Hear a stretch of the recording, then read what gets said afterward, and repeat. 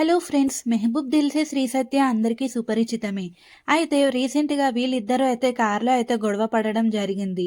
ఇది చూసిన నెటిజన్లు ఏమైంది వీళ్ళకి, ఎందుకు ఇలా గొడవ పడుతున్నారు అంటూ కామెంట్స్ అయితే చేశారు. అసలు రీజన్ ఏంటంటే వీళ్ళిద్దరూ కలిసి ఒక సాంగ్ అయితే చేస్తున్నారు. ఆల్రెడీ కాదల్ కురిసే అనే సాంగ్లో నటించిన వీళ్ళిద్దరూ ఇప్పుడు నువ్వే కావాలి అనే సాంగ్లో అయితే నటిస్తున్నారు.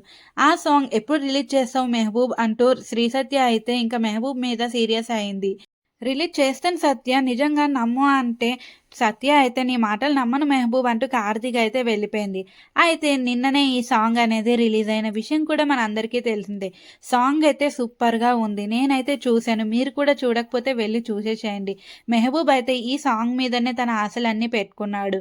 విజువల్స్ అయితే సినిమా రేంజ్లో అయితే ఉన్నాయి. మెహబూబ్ తన ఆస్తి మొత్తాన్ని అయితే ఈ సాంగ్ మీద ఇన్వెస్ట్ చేసినట్టు తనైతే స్టేజ్ మీద అయితే ఏడ్చుకునే చెప్పిన విషయం కూడా మన అందరికీ తెలిసిందే. ఒకవేళ మీరు చూడకపోతే వెళ్ళి చూసేసేయండి.